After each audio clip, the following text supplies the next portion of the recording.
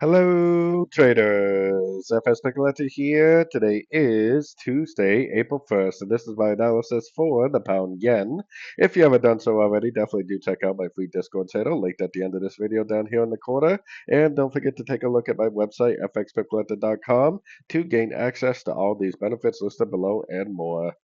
So, anyways, the pound yen, I'm still sticking to my original analysis, which is that this is 5 waves down for like a wave A. I think this is possibly 3 waves up, or it's definitely 3 waves up for a wave B, I believe. And it is a higher high than the previous trend. So it could be either a running ABC correction, which if it is, the 100% would be a target. So if it does turn up here, if it does break structure, I would definitely start looking for longs.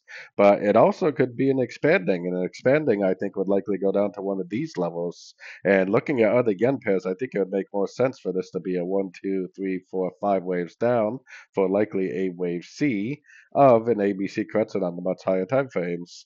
I am definitely very bullish on the higher time frames. I do think that this is going to end up continuing the uptrend over the next several weeks and several months. I just think on the shorter time frames, we are just in a pullback to that uptrend, either a running ABC or like this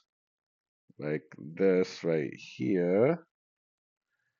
Let's see if I can go back far enough, like that. Or possibly a expanding ABC. So a running would look like this, and expanding would likely look like this. So definitely keep an eye on your structure. Definitely keep an eye on your Fibonacci extensions. Hopefully we'll be able to tell the difference between a running and an expanding ABC correction. So anyways, don't forget to like and subscribe. And as always, thank you for watching and happy trading.